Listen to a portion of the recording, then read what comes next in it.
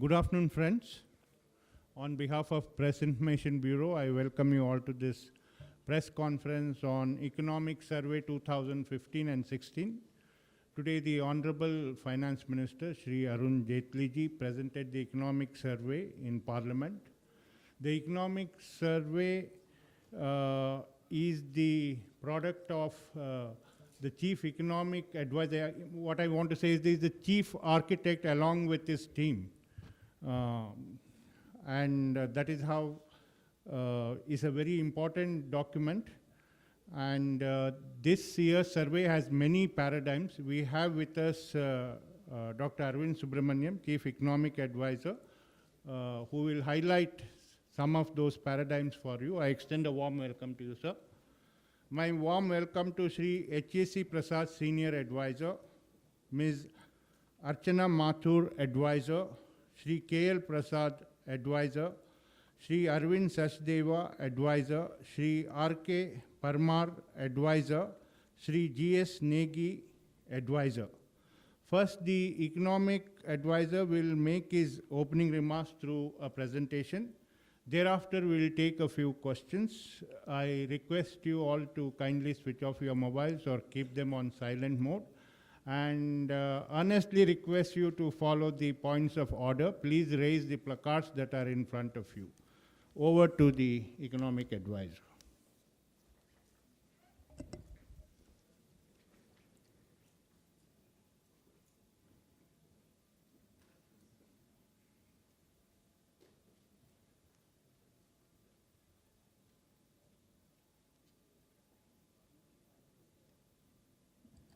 Place where I can keep my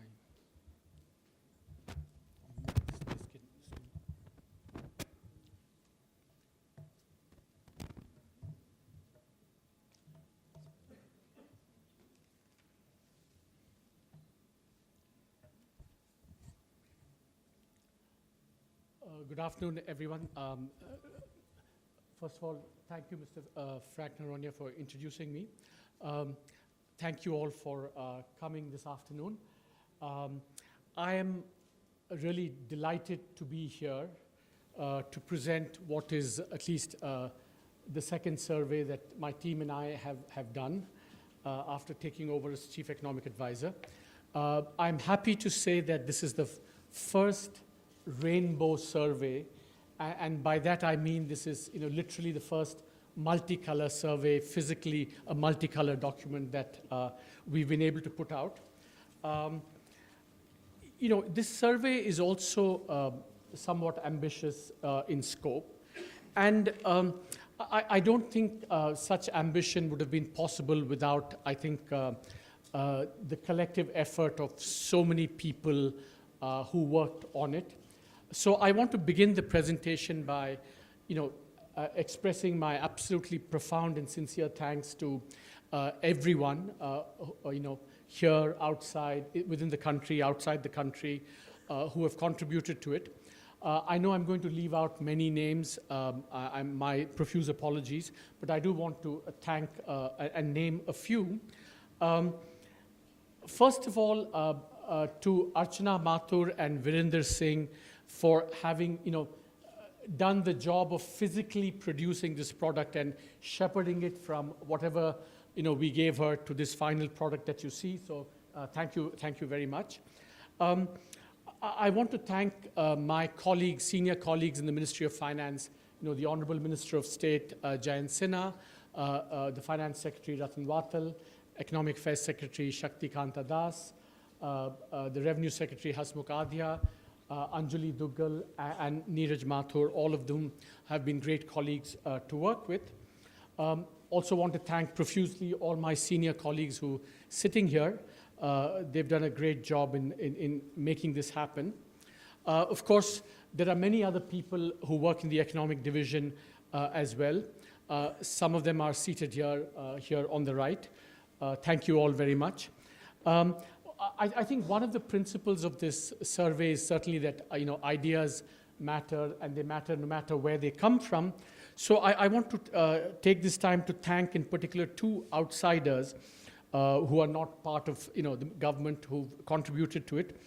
Professor Devesh Kapoor at the University of Pennsylvania, and my good friend and old IMF colleague, Josh Feldman, who's here as well. Of course, the members of my team who are all sitting here, I can't name them all, but they've been really critical and part of this effort.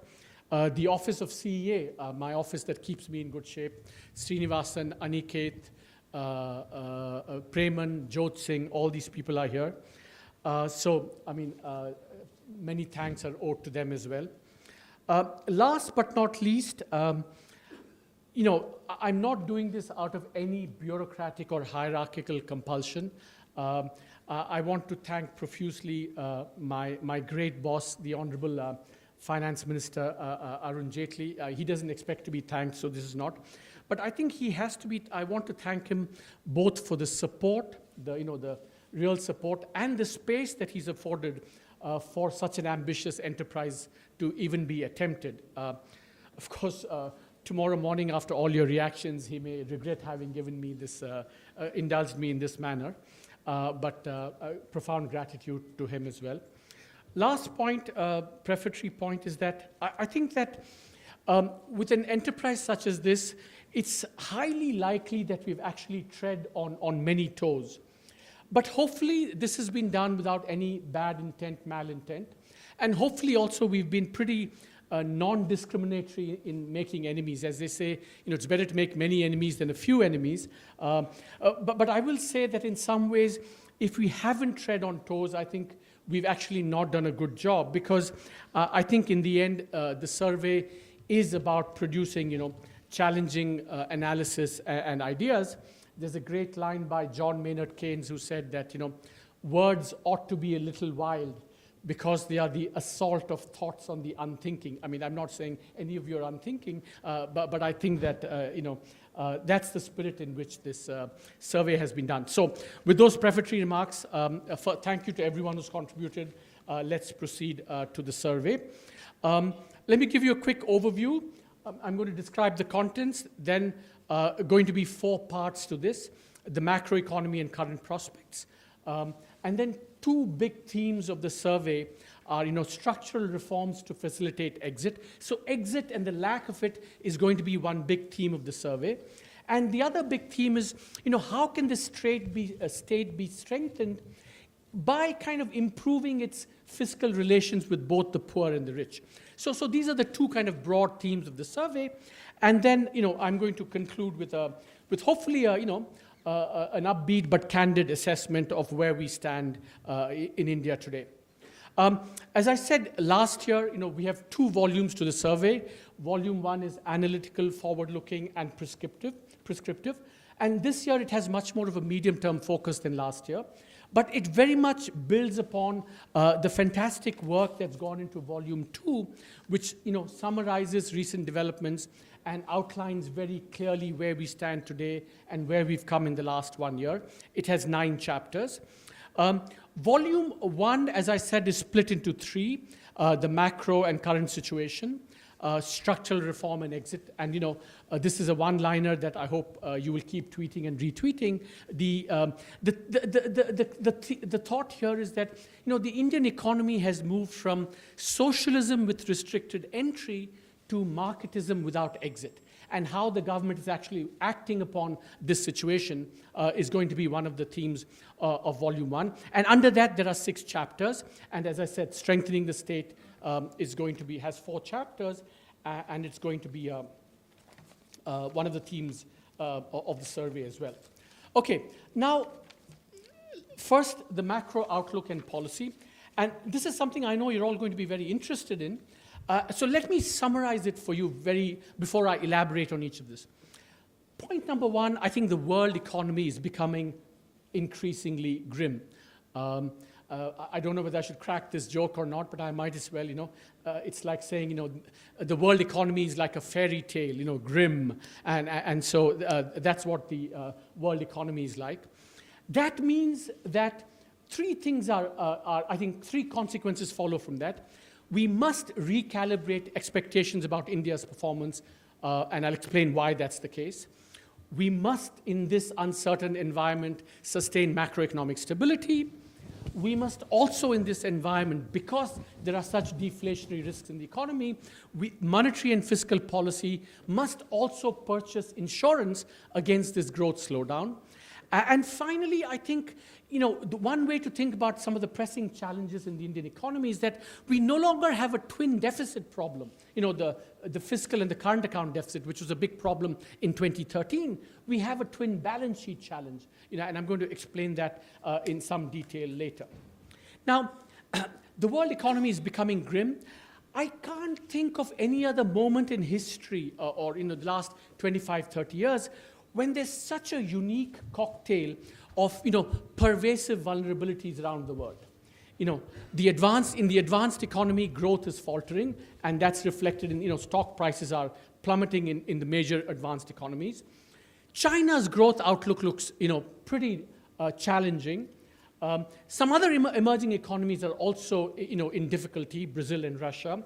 And of course, all the oil exporting economy, including the big ones like Saudi Arabia, are under considerable stress. So this cocktail can come together. And so one of the things we do in the survey is to say that perhaps this cocktail could lead to an extreme event. This is not a high probability event, but it's certainly an event which could have a crisis, and this crisis could actually be very unique.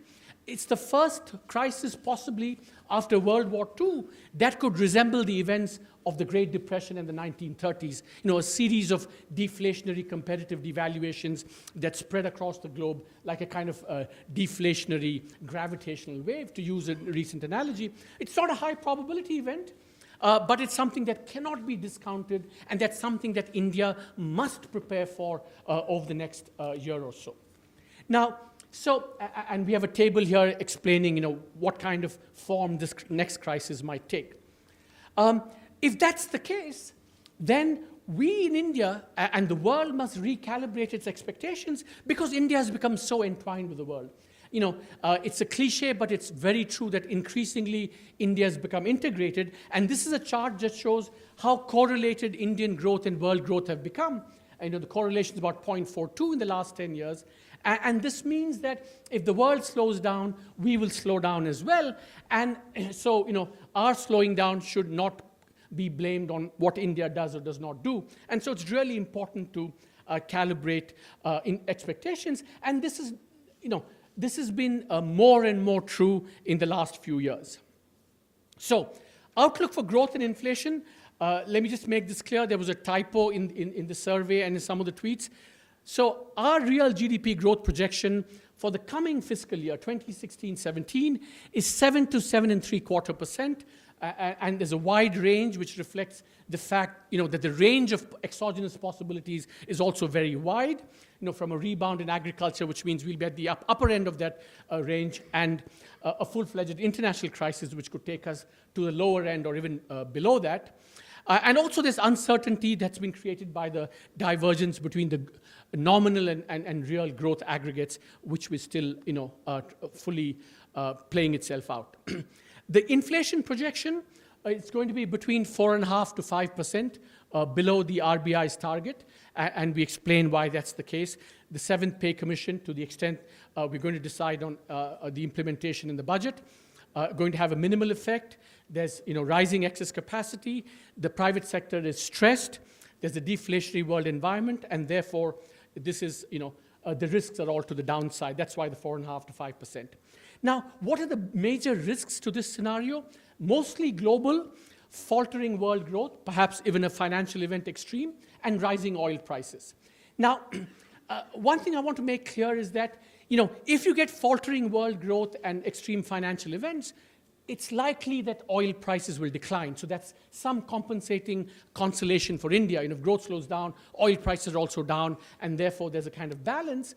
However, there is a scenario, which is, I think, the worst case scenario, where because of supply disruptions, oil prices could go up and world growth could decline, which would be the worst case scenario from an Indian point of view.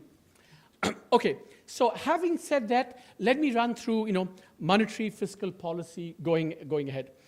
One of the interesting things to us is that, and this is something that's been commented upon, that declines in the policy rate have not been transmitted into bank lending and deposit rates. Why is that the case? And it's interesting that it's not happened at all, but certainly after the last rate cut in October, this has not happened. Pass-through did happen to a greater extent before the October rate cut, but it did not after the October rate cut. In fact, if you look at the numbers, the total policy cut has been 125 basis points, but the deposit rates have come down only 93, and the base lending rate by 63. And so the question is, why is that the case? Perhaps small savings, and the government is working on that, but the small savings rate cannot explain why there's a change before the October and after the rate cut. Our analysis shows that perhaps what's happened after the October rate cut is that liquidity has been unusually tightened, so that what this chart shows is the wedge between the policy rate and the 91-day T-bill rate, which is a measure of how tight liquidity is. Notice that after the previous rate cut in June, that differential comes down, but after the October rate cut, in fact, the T-bill rate, the difference between the T-bill rate and the policy rate goes up enormously. And we have other evidence to show that, this is something that... So the conclusion that follows from this, two conclusions for monetary policy. One is that there is scope for easing monetary policy in two ways. One, to bring, to inject liquidity, to bring it in line even with the current policy rate. And the second is that given our inflation projection and our assessment going forward, perhaps there's more scope for easing the policy rate as well.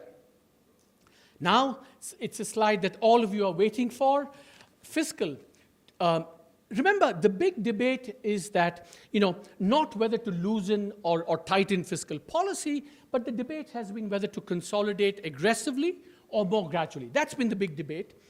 And the objectives are clear for everyone. Everyone in government shares this objective. Fiscal policy must balance maintaining stability by debt and deficits declining, but at the same time purchasing insurance against a growth slowdown. Now, I'll be very honest with you. We've had a very, very lively and rich debate within government on this question. You all know where everyone stood on this question. I think it's tremendous credit to the government for having allowed the space for this debate to happen, because the arguments are very good on both sides. We've spelled out what the pros and cons are, and very compelling arguments. I'm sure we will take it up in the discussion. So at the end of all this, the government decided in the budget to reduce or increase the fiscal deficit by... Sorry, I can't reveal that, obviously, and you'll have to wait until Monday to get the answer to that question. As I said, we've moved from a twin deficit to a twin balance sheet problem. And the twin balance sheets, of course, are those of the public sector banks on the left and the large corporate houses on the right. Essentially that, there are lots of stressed assets in banks, and at the same time, the profitability and indebtedness of some of the corporates is kind of deteriorating or is not very healthy. And so this is going to be the big challenge going forward. How do you, address this twin balance sheet challenge? Now, in the survey, we say that conceptually what needs to happen to address this problem is what we call the 4 Rs. Recognition, which is what the RBI is trying to do. We must come clean on these bad assets. 2, recapitalization, that is, once you identify the problem, you've got to put money into it. And the Indradhanush scheme started on that, and the government is committed to recapitalizing the banks. 3, it's a point that's less well understood, resolution. Remember, double entry accounting, stressed assets on the public sector banks is a liability of the corporates. There are twin images of the same thing. So we can't really address the public sector part of it, the bank part of it, unless the underlying asset which has given rise to that bad or stressed debt is also addressed. And these are generally in infrastructure and steel and power, and those need to be addressed as well. And finally, of course, the 4th R, we need reform, because we need to ensure that whatever we do on the 3 Rs has to be backed up with reform to ensure that this does not happen again. So the 4 Rs are key. Government is working on them, but I do want to say that the 2nd R, money, resources, very critical. And one of the ideas we throw out in the survey is perhaps, can we find these resources in the public sector balance sheet. And one of those public sector balance sheets is, of course, the RBI. And there's an interesting chart here which shows how equity, it compares equity, government equity in the RBI as a share of its total assets with equity in other major central banks.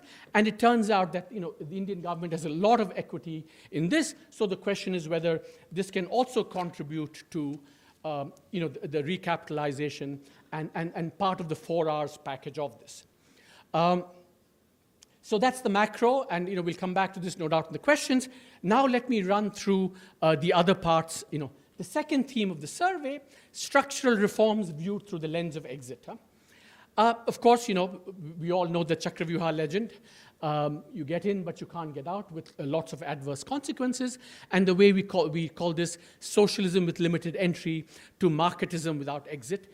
I think what has been really striking for all of us writing this chapter is that impeded exit, the fact that exit cannot happen, is pervasive in India. It's not just in the public sector. It's in the public sector. It's in the private sector. It's sector-specific. It's economy-wide. It's in manufacturing. It's in agriculture. It's pervasive. It's very costly, but it's also fixable. And there's a table there, and the chapter explains where all this problem exists and what the costs are. The one point I want to just highlight here is that, remember, the twin balance sheet problem is a classic contemporary manifestation of that exit problem. We're not able to exit out of some of these assets on the corporate side and some of these loans on the bank side. Why does exit happen? I think we call this the 3 Is: interests, institutions, and ideology. The one that I want to focus on is institutions, that many associate developing countries like India with weak institutions. But the interesting thing in India is that this exit problem, especially with the NPA and corporate problem, arises from a combination, a kind of almost a perverse combination of weak and strong institutions. We have weak institutions because willful defaulters perhaps cannot be published. There's a lot of delays in the DRT system and so on. But we also have very strong referee institutions, which kind of creates a bureaucratic paralysis, difficulties of decision-making, because bureaucrats are fearful that referee institutions will kind of go after them. So it's this, a strange combination of weak and strong institutions. I think that really is very interesting, and that needs to be resolved. And of course, the reforms that the government is doing to address include, the bankruptcy law, which I think will have a big impact on this. Actually settling cases like Dabol, which kind of really sorts out this whole 4R problem. The Indradhanush, of course, is also about recapitalizing the banks and getting one part of it right. And steps in the power sector, address some of the problems on the corporate side. So I think this exit as a theme, that, Rajaji said that, we were a license quota, entry quota permit Raj, but he had in mind, I think, the entry side. I don't think he ever imagined that we could have similar problems on the exit side, and that's something. And you will see that throughout the survey, this problem afflicts many, many other sectors as well. Okay, take agriculture, for example. I think that many things can be said about it, but of course, we know that after 4 successive seasons of weak rainfall, agriculture is increasingly demanding attention, which of course the budget will focus on to a great extent. And there are many, many things that need to be done in agriculture, and you can write hundreds of books on this. But there is a kind of exit perspective to agriculture as well, which I want to highlight. Essentially that in some ways, Indian agriculture has been very successful in some respects, in cereals. So we've had a cereal-centric, regionally concentrated, and input-intensive set of agricultural policies. And essentially what I think conceptually needs to happen is to exit from that or move away from that, or in addition to that, to developing other crops like pulses and oil seeds, to make this more regionally broad-based, to not use inputs intensively, and what the Prime Minister has said, more crop per drop, which is, get more for less from inputs, especially from water, and also to get better prices for farmers. In fact, if you look at the at the survey, we show how large the wedges are between, farm gate prices and retail prices, and in the process, the farmer is losing out. Hence, the APMC endeavor of the government is actually going to be very, very important. Similarly, on trade policy and free trade agreements, a big question is, all these mega regional agreements are being negotiated, the two big ones being TPP, which has actually been concluded, and TTIP, which is being, and if you look at the numbers in terms of what share of world GDP and trade they cover, they're enormous, and we are going to be kind of left out of that. And so we have some big challenges. And there's a chapter on free trade agreements where we actually quantify what the impact of India's free trade agreements have been.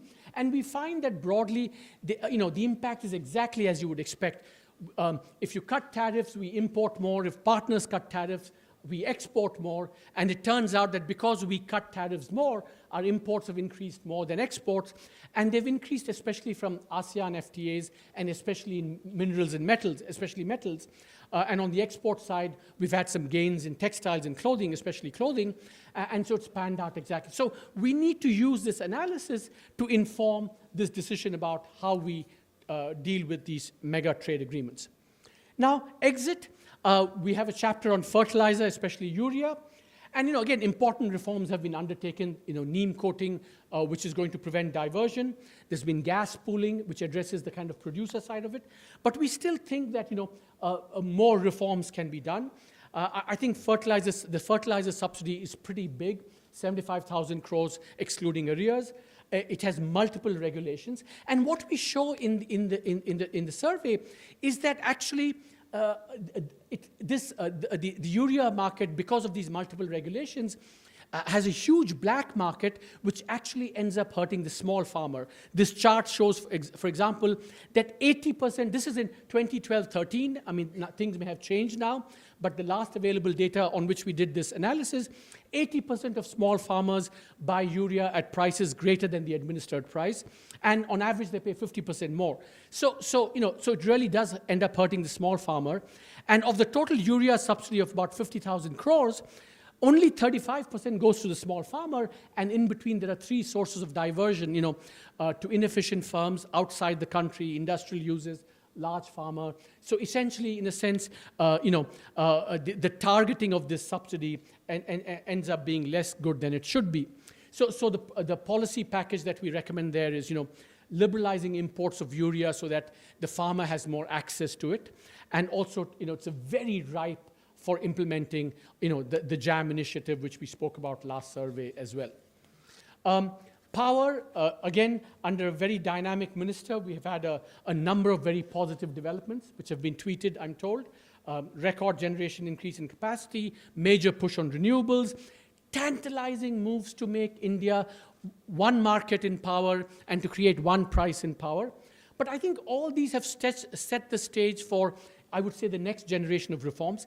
And we highlight many of them in this chapter, but here I just want to mention two. So this is a typical tariff schedule from a state. We won't tell you which state it is. And the simple question that we ask ourselves is that if there's one price for petroleum, why are there 100 prices for power? There is a separate power tariff for mushroom and rabbit farms. There is a separate power tariff for municipalities and one for municipal corporations. And, there must be some really subtle difference here, which, it goes on and on. So I think, simplification of tariff schedules, I think, could be an easy, low-hanging fruit that we could capture. A second reform that we emphasize, of course, is that, it's amazing if you think of India like a trade economist would about the power sector. You find there are, in fact, quote-unquote, many both price and non-price barriers to, for power moving across states. And this chart shows, for example, that, the Tamil Nadu, the cross-subsidy surcharge that it imposes, i.e. for any firm in Tamil Nadu to buy from another state, the effective, tariff, and here I'm not saying power tariff, but as in a trade tariff, it's somewhere between 50 and 100%. So we're far away from one market in power, and I think that's something that, could be the next stage of reform in power. there are many structural changes in the, I think everyone recognizes that India's big challenge is to create good jobs, safe, productive, high-paying, dignified jobs. These tend to be in the formal sector. So the challenge is as much about creating formal sector jobs as it is about jobs in general. And here what we show in the chapter is that there's some very interesting developments taking place in India. I'm not being normative here at all. There's increasing contractualization of labor on a major scale.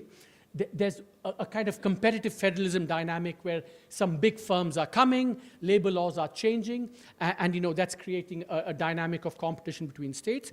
And the other surprising phenomenon was, a lot of firms, especially in the labor-intensive apparel sector, are shifting, relocating to second-tier towns and cities, which can have enormous externalities in terms of, bringing more women into the labor force, because apparel tends to be very women-intensive in employment. We also have a section showing that the mandatory deductions from employees' salaries seem to be quite high for the poor and very small for the rich. So this is one of those strange inversions that happen in India, and here's something that I think the center could work on more profitably. I'm going to take another 5 minutes, so be with me. So the last part of the survey is strengthening the state.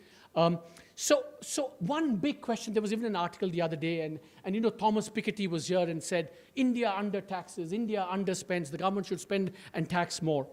And then if you actually look at it carefully, what you find is something very interesting but somewhat nuanced.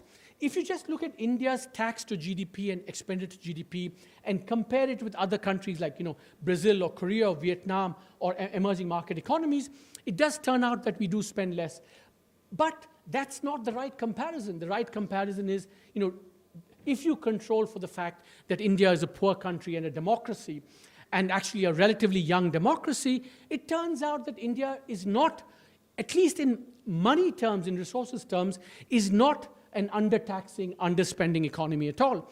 In fact, if you compare the history of tax in India with say, the United States, in the United States, actually tax to GDP ratios and in the income tax came into play because of major upheavals like 2 wars and the Great Depression.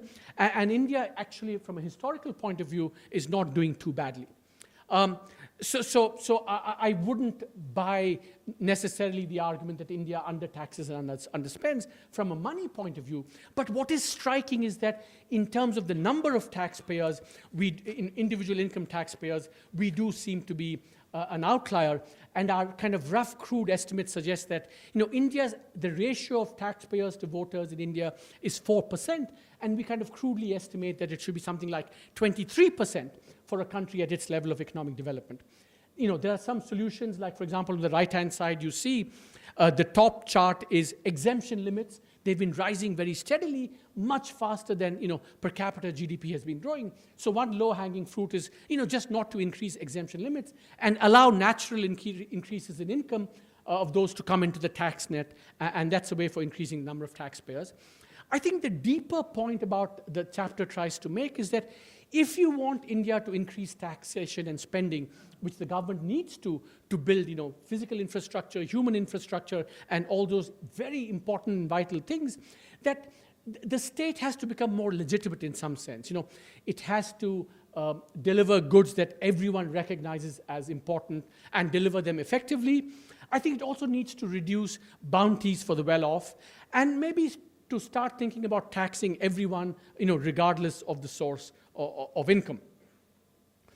And we have this, we've got some recent data to see how, in fact, income distribution is doing at the very top. This is something that Thomas Piketty, when we were together, he was been complaining that India doesn't provide the tax data, but now soon we're going to do so, and we have some early tax data available. And what you find is that actually between 2000 and 2012-13, India, like in other countries, the top 1%, their share of total income increased quite a bit. And now we're like the UK in terms of concentration of income at the very top, but not as bad as the United States. But this is something that I think it's quite an interesting fact about India that I'm sure there'll be a lot of interest in kind of pursuing this line of research. Now, I think something that I've seen retweeted quite a lot also is that, when we speak about subsidies in India, we always tend to think about the food subsidy, the kerosene subsidy, the fertilizer subsidy. But it turns out that we also are very generous to the well-off. In this chapter, for example, we analyze 7 areas where the well-off are subsidized, and these are listed here. And it turns out just from these 7 policies or schemes, we provide 1 lakh crore in kind of bounties to the very well-off. So this is a question that I think needs to be addressed at some point in time. And another point that we discovered to our great surprise was, when you think about who pays taxes in India, and therefore who benefits from the tax exemptions, in most advanced countries, the beneficiaries of tax exemptions will be people somewhere from the middle class to the rich. But in India, the people who benefit from tax exemptions are not the middle class, are not the rich, they are the mega rich. Because the 10% tax bracket, the lowest tax bracket, starts at the top 5.8 percentile of income distribution. The 30% tax bracket, only 0.5% of all Indians, earning Indians are in that tax bracket. So when we think about tax exemptions and tax benefits in India, please keep this in mind that, we're not talking middle class, but we're talking very, very, very rich. So if this is, a bad way of spending money, there are good ways of spending money in India. And I think one of the things, one of the survey shows, there's a chapter called Mother and Child. And essentially what we show in this chapter that, if you think about the demographic dividend, the worker 15, 20 years down the road is actually either today's child or today's fetus. And it turns out that if you can intervene at this stage of a child's life, either mother or through early life interventions, the returns are enormous. This graph shows, for example, on the horizontal axis you have the age of child, and 0, of course, is the time of birth, that interventions, and on the vertical axis is returns, and you find a very strong negative relationship. So the earlier you intervene, the much more that you can get out of it. And so, the policy conclusion, of course, is that it pays off to invest in early mother and child related issues. And some of these could include, providing nutrition to pregnant mothers. We also have some new findings on open defecation, and that's why I think the Swachh Bharat mission is so important. And there are many other interventions like that, like, providing iodized salt, for example, that have very high returns. And I think we should explore these more carefully. And also, of course, we should think about many of these, many of these interventions run up against entrenched social norms and customs. And so the kind of innovative thinking we need to do going forward is how do we, in fact, change these social norms and behaviors to make these interventions more effective. Last year, if you remember, the survey spoke about the JAM, Jan Dhan Aadhaar Mobile agenda.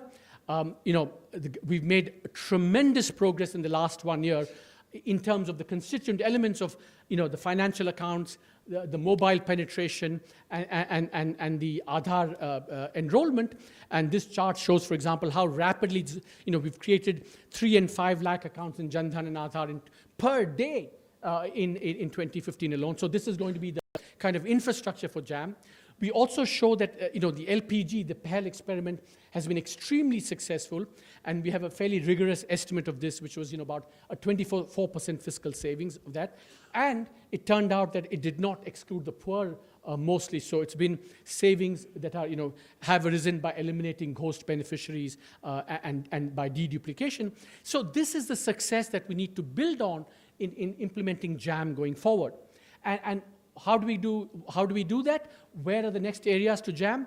So we've prepared indices of how prepared the different states are for implementing different kinds of JAMs. In the urban area and the rural areas, there's a lot of diversity within India. It turns out, of course, that in implementing rural JAM in rural areas, there are many more challenges, and we're further behind because financial connectivity is still quite poor. The business correspondent network, mobile banking are not yet up to strength, and we have to focus on that. And in terms of the next areas to prioritize for JAM, we think that fertilizer, especially P&K to begin with, and government programs like NREGA are really, low-hanging fruit, because these are sectors which are controlled by the central government. In many of the other areas, a lot of the implementation has to be done in cooperation with the states. So I think that this is a very promising and a very exciting agenda on which I think major strides have been made in the last 1 year. Now, I've taken up a lot of your time. Let me conclude. So last year's survey said, look, there were these high expectations about big bang reforms in India. So last year's survey said that robust, even raucous, decentralized democracies like India and democracies that are outside of crises tend to undertake incremental reforms. And so we try to caution against unrealistic expectations. So against that standard, how have we done this year? And I think it's fair to say that we've had a number of achievements which are, there are too many to list. They're listed in Chapter 1, addressing corruption, reducing interference in regulatory decisions, kind of wholehearted embrace of FDI, a kind of really zealous, I would say, effort to ease the cost of doing business, the public investment program, crop insurance, JAM, the power things. Lots of things have happened. And I mean, one assessment would be that these are all individually incremental, but collectively meaningful. And so I think that's one way of characterizing the rich set of actions that have been taken in the last 1 year. But, let's also be honest and candid. There have been some disappointments, and there's still things that have, there is a kind of unfinished agenda even carried over from last year. And to give you 4 examples, I think the GST is one, strategic disinvestments are another, the twin balance sheet and subsidy rationalization are still a work in progress. And so I think this is part of what I think some would argue needs to be pushed more rapidly. And so I think that as long as these are retrievable setbacks or retrievable, non-finished business, I think there is still reason to be quite hopeful about India. And I think I will end by saying that, there is still the promise of India in terms of the economy. And I think of this promise as, comprising 3 elements. If you can combine more accelerated structural reforms at the center, especially, many of these unfinished agenda items, if we can harness the dynamic of competitive federalism at the states, and I gave you some examples of that, that's happening, power, labor, even in JAM implementation. And if you take account of the fact that in India increasingly, so accelerated reforms at the center, competitive federalism at the states, and good economics becoming good politics all over the country, if you combine these 3, I think there is still the real promise that India will, has a very bright future, a future that can help realize its potential GDP growth, which we show in the surveys about 8 to 10%. So if there's one line I would like to conclude with this, I would like to say that, an overall assessment would be something like this. For now, but not indefinitely, the sweet spot created by a strong political mandate, but recalibrated to account for a grimmer external environment, that sweet spot is still beckoningly there for India. Thank you very much. Thank you, sir, for that comprehensive and focused presentation. Now we'll take a few questions. Let's start with Lakshman, 122. Hello sir, मैं लक्ष्मण बोल रहा हूँ CNBC आवाज़ से। आपने income tax के बारे में जो सिफारिश की है उसमें समझना चाहता हूँ कि इनकम टैक्स स्लैब में चेंज करना चाहिए या फिर इनकम टैक्स एग्जम्पशन में चेंज करना चाहिए या फिर जो आप कह रहे हैं सेविंग पर टैक्स इंसेंटिव ना दिया जाए भी सिफारिश की है। हाँ, Can I respond in English, if you don't mind? Yeah. हाँ? नहीं हिंदी मैं मद्रासी हूँ आपको कभी कभी फिरंगी हूँ कभी मद्रासी हूँ पता नहीं चलता क्या so I think what we say in the survey is that I think we need to do a combination of things for that because one thing I forgot to say is that why is tax paying so important? Forget about the money that you get from this. I think all around the world, the history of economic development has shown that, if you have, the more taxpayers you have, the more connected citizens are with the state, and accountability mechanisms become much more reinforced. And that's why you need, so it's not that you want to, obviously you have to do it in a way that doesn't harass taxpayers and so on. So 2 or 3 recommendations from the survey would be, and this is what China did, which we didn't do. China set an exemption limit and didn't raise it very often. So if you don't raise the exemption limit, as people become richer, they naturally come into the tax net. So we call this, reform through inaction. You just don't have to do anything, and people will come into the net. So that's one way of doing it. The other way of doing it, of course, is, to broaden the tax net in other ways. For example, maybe the exemptions that you provide, whatever tax-based things, especially if they benefit the well-off, I think maybe those should be reviewed as well. And the other point, of course, is that, we should be open to taxing all forms of income, regardless of where they come from. And property taxation, is also, I think, remember that land values have risen very sharply in India over the last 15, 20 years, and that should become a very important source of taxation. In fact, in the United States, between 1870 and 1900, property taxes were very important to finance infrastructure. So I think there are many, many, I think, possibilities here.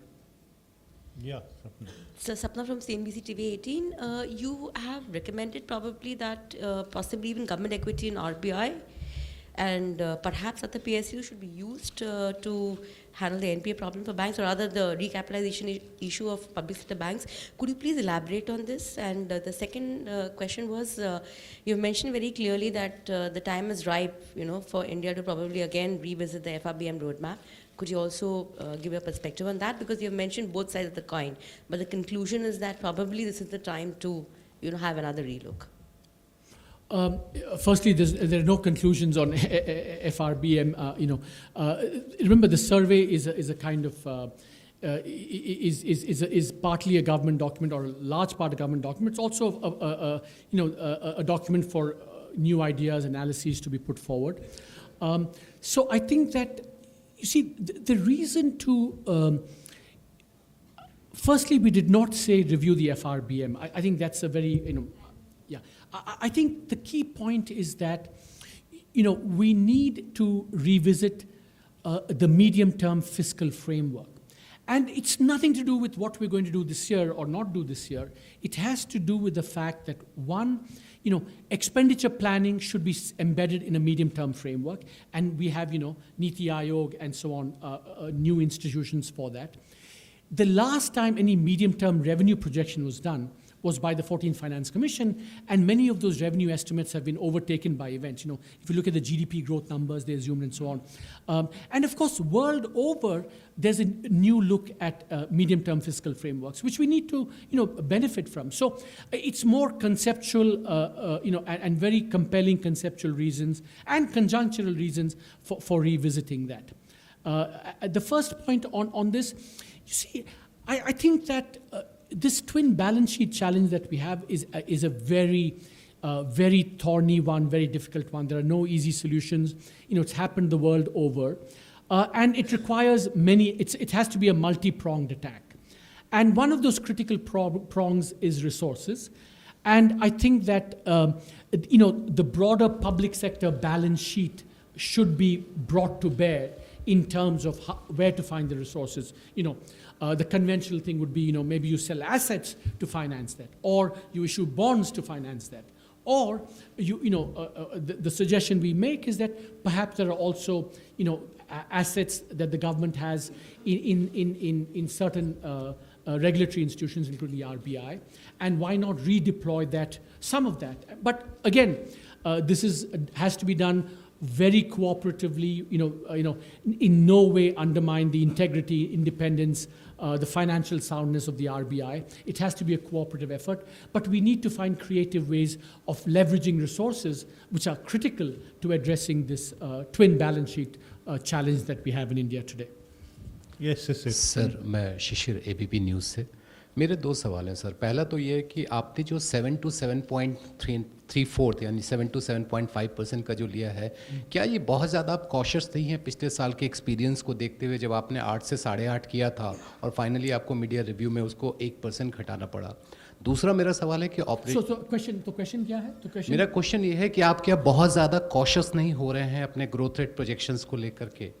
मेरा second question ये है sir कि चक्रव्यूह की जो आपने बात की है, अगर और सिंपलर वे में उसको हम कैसे एक्सप्लेन कर सकते हैं? So the 7 to 7.75, one way to look at it is just that we've learned from the experience of last year that, and remember that the forecast for last year went wrong. I mean, maybe it was over-optimistic for bad reasons, but it was also over-optimistic because there were two external developments which didn't turn out the way we envisaged, which were, the export situation and agriculture and the monsoon. So it's true that you don't want to make either make the same mistake of the past or to learn too much from the past. I think this year's assessment is really based on, looking out at the external environment, which seems to be very grim. So it's possible that we will do better than this year. It's possible that we won't. And to allow for both those possibilities, I think, is why we have 7 to 7.75%. Yeah, Chakravyuh, I think I'm glad you asked that question because obviously we haven't explained it very well. I think that, let me just give you an example, just to give you one example. Take an industry, right? आपने सब कुछ किया, मतलब जो entry barriers थे, मतलब अपने licence लगाया, कोटा लगाया, सब अभी आपने हटा दिया, और आए फर्म्स. बट सपोजिंग 10 फर्म्स कम इन और उसमें से 7 बहुत एफिशिएंट हैं पर 3 एफिशिएंट नहीं हैं, लॉन्ग रन बेसिस पे उनको निकलना चाहिए. Because if they don't, we are subsidising it, we are using up resources, it's very costly. तो how do you create a situation where those 3 inefficient firms should actually leave that market? That is, and as I said, it's pervasive in the Indian economy. And it's not just public sector, it's also private sector. It's not just manufacturing, it's also agriculture. So I think it's a really horizontal problem that I think afflicts the Indian economy. And that's why the government's actions on bankruptcy, resolution, Indradhanush are really very important. Yeah. So, Please. I'm Ruchi from ET now. I have 2 questions, sir. You've said that you see the monetary policy easing room on the downtrend given in CPI. So what is the kind of headroom that you see for rate cuts in the coming year? And also you're saying that in the economic survey that the advantage from oil prices will partially recede next year. Is there any particular level for oil prices that you're witnessing for next year? And how big a concern would that be given the fact that, right now we're getting a huge bonanza because of crude prices? Yeah, obviously the budget works with certain assumptions about oil prices. For the purpose of the survey, we've just seen what all the markets are telling us about next year's prices. And whatever the exact amount, it's clear that the decline in oil prices in 2015-16, which is about 50 to 55%, will be at best half next year. Nobody makes money betting on oil prices in the future, but that's roughly the thing. So if that's the case, that also affects the growth projection going forward. So that's one thing. And also it's going to affect the fiscal and so on going forward. So I think that's, so there's no particular number, but we expect next year the decline not even to be about half as much as this year. Well, so that's, I mean, that's something that's factored into the budget, and obviously you won't have as much of a windfall this year as last year. And the second question was, yeah, how much headroom there is, right? Remember, I've made 2 points about, I've said something both about in the survey about liquidity policy and monetary, and the policy rate. Liquidity policy can be eased because I think seems to be tight. And, you know, the space for monetary easing is very much a call that the RBI has to take. But, you know, in our inflation projection is implicit about what the headroom is. Dr. Sadeva, you want to talk about the oil price if you want? One thing I would like to mention, and that is that last year the oil prices average was $84 a barrel approximately. This year so far, till yesterday, it was about $47 a barrel. From 84 to 47 is a big decline. You can't expect a similar decline this year. That's probably what CA has mentioned. Thank you. Yeah, 81 day, yeah. So, Anvesha from Bloomberg TV, you've said in your chapter on FTAs that exports to FTA and non-FTA countries have been similar, and imports from FTAs have been significantly larger than export to those countries.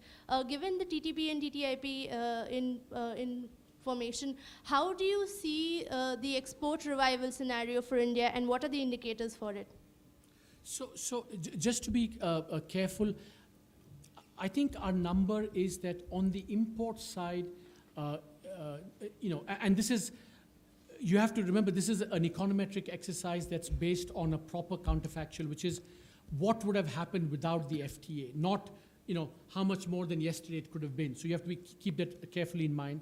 And what we actually find is that the average effect of the FTA was to increase imports by about 60%, and actually to increase exports also, but by about 24-25%. So it wasn't as if there's no difference on the export side between FTAs, between, you know, exports to FTAs and to non-FTAs. So there is a positive impact on both, but you know, the magnitudes are different.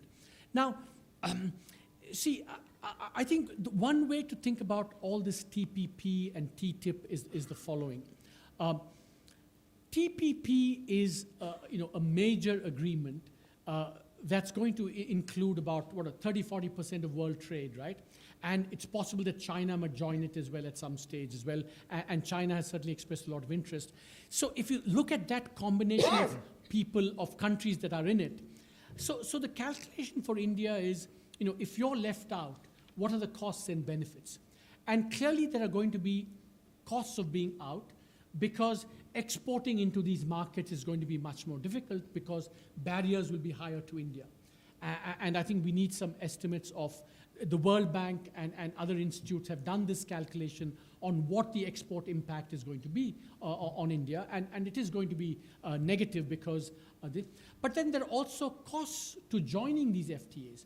If they, for example, impose very high standards of intellectual property protection, if they impose very high standards of labor protection, then, you know, so one, we have to do an economic cost benefit calculation, but many of these things are also as much about, you know, foreign policy, geopolitical strategy, and really India's conception of itself in the world. You know, do you want to be seen as part of big, do we want to be inside shaping these agreements, or do we want to be outside? So it's going to be a very complicated calculation where the economic cost and benefit is going to be one input, but there will be other inputs as well. Yeah. Hi, sir. My name is Aftab. I'm from Newsrise. So in a world which is grim and uncertain, as you pointed out, do you think there is any credible argument to push growth at the cost of opening more fiscal deficit? You see, I think that you can look at it a couple of ways, right? You can say that the world is uncertain, and therefore we need to maintain macroeconomic stability because, you know, that's the kind of bedrock or cushion against adversity, right? Like you're building firewalls against adversity. But you could also argue that, you know, if the world is not going to be a source of demand for India's exports, then perhaps we need to rely more on domestic demand to, you know, to boost activity. And so it's that balance that you have to maintain between, maintaining stability, but, ensuring that our growth doesn't, falter, deteriorate very much. That balance has to be struck in fiscal policy. Yeah, 34. Yeah, Parsa Venkateshwara from DNA newspaper. There seems to be a persistent dilemma for the last 1 year between weak private investment and the necessary for greater public investment. Do you think the government is in a position to meet that larger public investment demand? Yeah, I think the last budget very much built on that, exactly what you said, that, recognizing that private investment was going to be weak, the government ramped up public investment last year. And our calculation, my colleagues have done, is that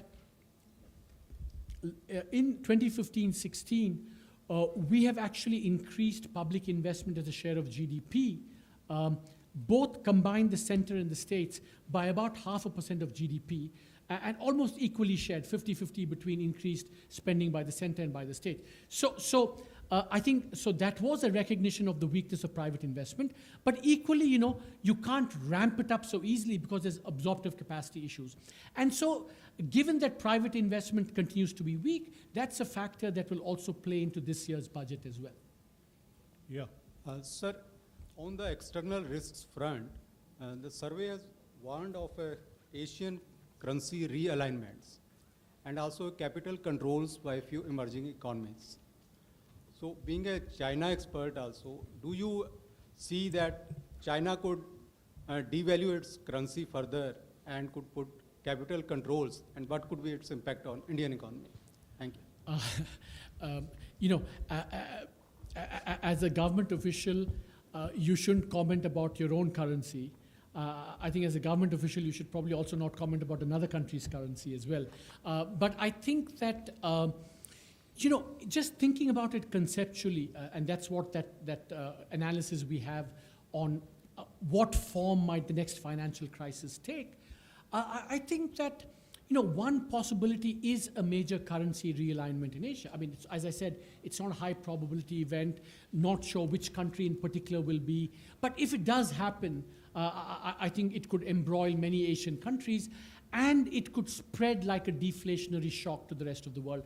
And you see, the contrast we draw there is that, in the global financial crisis in 2008, the United States was the epicenter of that crisis, right?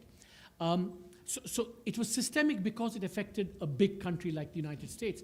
But what happened was, and this is the complete irony of that, the US was the source of the problem, but world over capital fled to the United States, and what happened was that therefore other currencies depreciated, which provided the adjustment mechanism.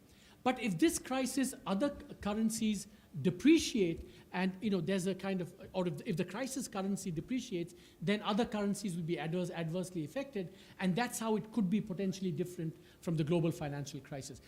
Whether it's China, whether it's how much, whether it's capital controls, I mean, these are all very difficult to predict in advance, but that's one way of thinking about it conceptually.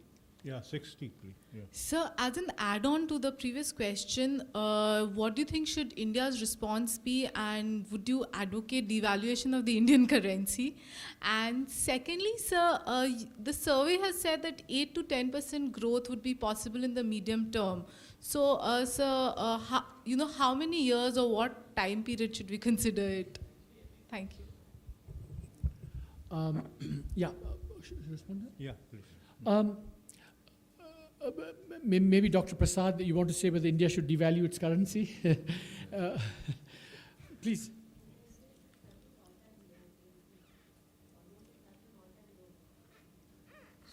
But I thought after the survey, all stocks and bonds were up. No, but see, we do not, the policy as announced by the RBI and the government is very clear that we manage only volatility. OT. The policy of the government and the RBI is very clear. We only intervene to manage volatility in exchange rate. We do not do it to target any specific value for the currency. Besides, the level of capital flows determines largely what will be the value of the rupee. I mean, so we have, we have to be cautious on what we seek to target also. Yeah. There's 37. a second question. Yeah. What is it? Yeah. So on growth, I think you're asking a good question because you're pinning us down in terms of what medium term means. Medium term, I think there's a kind of conveniently glib definition, which is it's not this year. That's one definition. But I think more seriously, basically in the next 2 to 5 years, whether we can reach that or not. And remember that, and something I want to be clear on, there's no contradiction between saying that this year the world economy is weak, therefore we need to focus on domestic demand. And at the same time saying that in the medium to long run, we have to have exports as an engine of growth, and that that is necessary for us to attain a medium-term target of 8 to 10%. Sir मैं Manish Kumar news 24 news channel से। Sir मेरा सवाल ये कि आपके report में सर्वे में 2 ऐसी बातें हैं जो कि काफ़ी पॉलिटिकली सेंसिटिव हैं।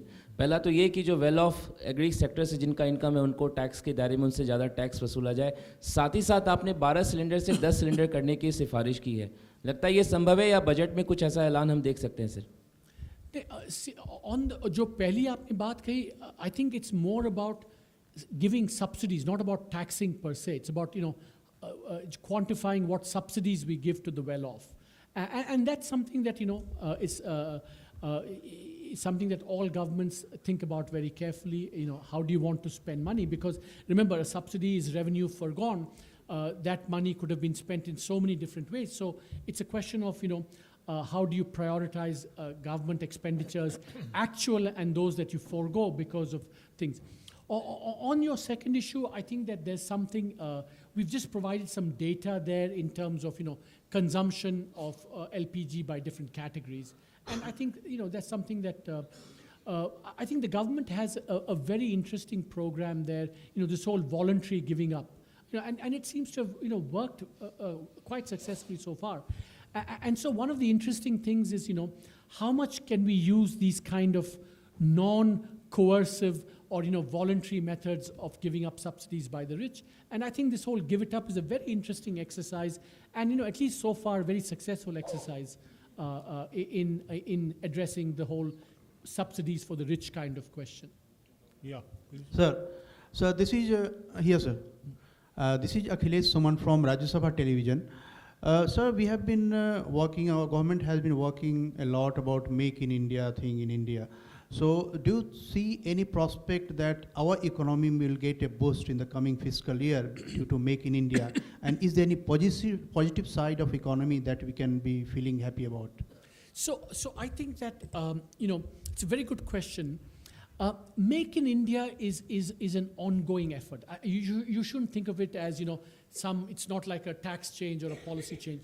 It's a series of cumulative actions that create the conditions for more investment and competitive investment, investment that can make India internationally competitive. Now, there is one example in the survey which, I'd refer, it's in the labor chapter. I think it's at least a promising example of how Make in India could shape going forward, is that if you can attract, companies that will employ a lot of people, it's going to have huge benefits. And also in some of these cases, if they start making certain kinds of products, then what the research shows is that if you make some products, say like cell phones, it's easier to make similar higher value added products. So there's kind of a technology ladder that helps or that we can exploit by some of this Make in India. So there's some very interesting examples, I think, happening, very hopeful examples of Make in India. And so the question is whether we can keep doing that, keep attracting the investment so that we can exploit these technology and eventually growth ladders going forward. Yeah, 140, yeah. Mr. Subramanian, this is Hina Gambhir from NDTV Profit. We're talking about a growth rate of 7 to 7.5%. 7.75%. That's right. And to achieve No, that... 7.5 is not 7 3/4. No, I said 7 to 7.75%. Okay, very good, very good. I want to be clear on that. Yeah. So, to achieve that particular growth rate, your government, you need money.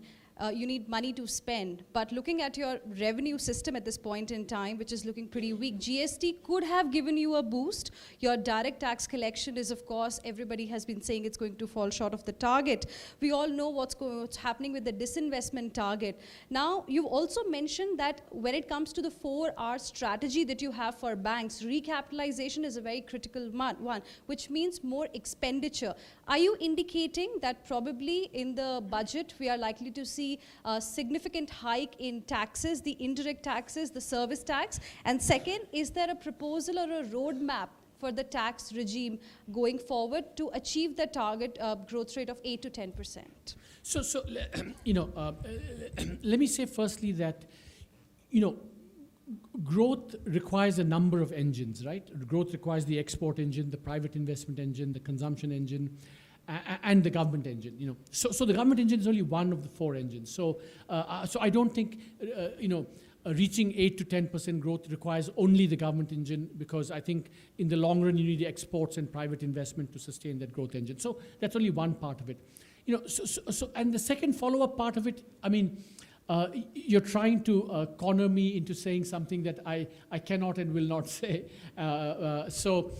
Suffice it to say that, I think there's going to be a very interesting and, important balancing act on fiscal policy that kind of balances all the things that you're saying. All those considerations are very valid, and it's a matter of how the government, balances those. Yeah, 45. Yeah. Sir, my name is Sanjay Thapa. I work for Metro India. This side, sir. Yeah. My question regarding this Make in India, sir, given the external sector which is in turmoil, and we've been speaking very much about Make in India. Now, how do you see Make in India, grow and proliferate despite the, global scenario is very bad? And the second question was a corollary to that external affairs, external sector about currency.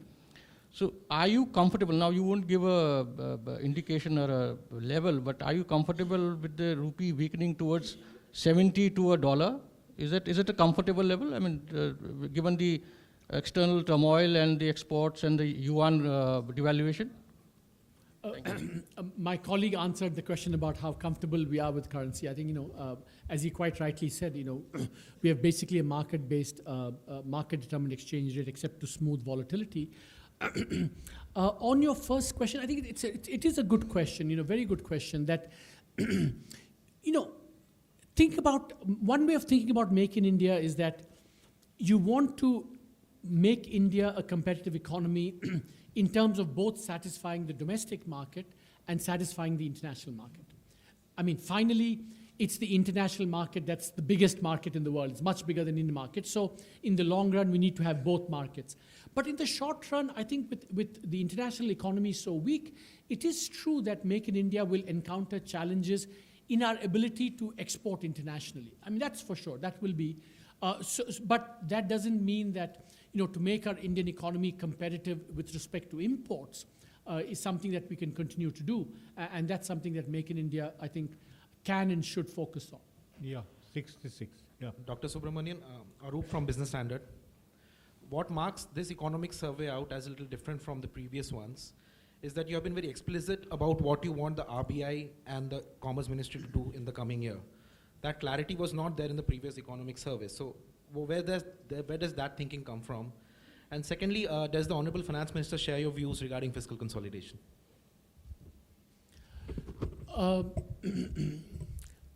So on the second question, I just want to say that, I'm only the chief economic advisor. I'm not the chief political decider. So, those are decisions made well above my pay grade. On the first one, I think that maybe we should have been as confused as last year on monetary policy. I don't know. Maybe that's the one lesson. No, but I do think this survey is distinctive from previous surveys and even the last survey. I think in many ways. But I think that we focused a lot more on medium-term issues. I don't know whether we've been bolder in our policy conclusions this year compared to last year.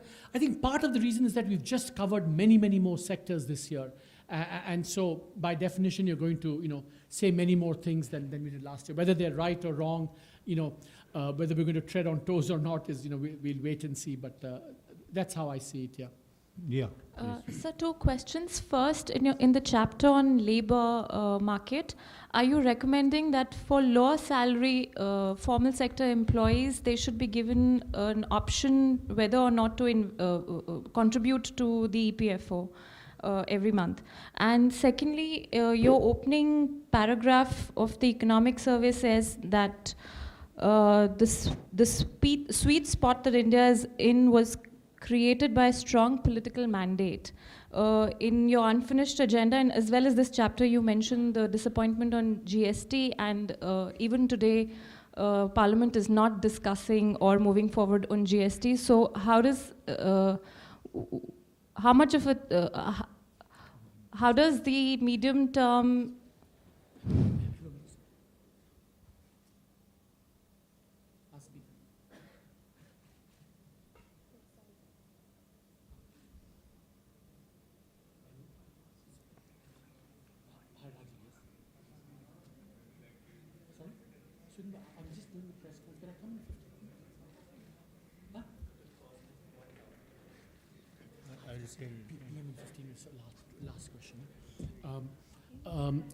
Sorry, just to complete my question, so how does, if these reforms don't go through, what happens to your projection, medium-term projection for growth? So 8 to 10%. Yeah. On the first one, I think that we just spell out in the chapter what the mandated contributions are for lower income earners and higher income earners, and how it creates this strange situation where that mandated contribution, the impact is 15% for the low income earner and 0.5%. And so the question is going to be very much, for that contribution, do these earners get the benefit from that or not? I think that's an assessment that has to be made. And then if they don't, then what should be the response? Should there be more choice? Should it be more? And I think that's certainly something that we kind of put out as an idea. On the second point, I think that, the whole thing about the political mandate and so on, I think de Tocqueville, the great exponent of democracy, said that, the virtue of democracy is that you can make retrievable mistakes or retrievable setbacks. And I think the GST is in this category of not a kind of temporary setback. I'm very much hoping that it will be retrievable. And, whether that will happen or not, let's see going forward. But I still think that, the sweet spot is still there. The government has an ambitious agenda going forward. But to be candid, it's not there indefinitely, and so I think we should recognize that. But if some of these things can be retrieved, I think then the medium-term projection will be could be realized. I have to stop because I have to just take one or two. One, I think the PM has asked to see me. It's okay, I have to rush. So one question. Yeah, 189 there. Yeah. Ujjwal from Newsrise. Sir, you have said that we should buy insurance against international global uncertainty. So does it means to increase the fiscal deficit by few percentage? And what are the other ways to buy that insurance? In the midterm review, you advocate about raising the fiscal deficit by few points and generate more resources. So what is your view right now when the year is at the end? You know that you'll get the answer on Monday. I can't give you that argument. But the other ways, sir, what do you mean by saying buying insurance apart from increasing fiscal deficit? I think that I think macro policy as a whole can, both monetary and fiscal policy can purchase insurance, and I think also addressing the structural reform agenda, the twin balance sheet, all that is within our control to do, we should do, and that would be purchasing insurance as well. Okay. Extend my thanks to Dr. Arvind Subramanian and his team, as he has to rush very urgently. I'm sorry we couldn't take other questions. Thank you, sir. And please join us for tea on the 4th floor.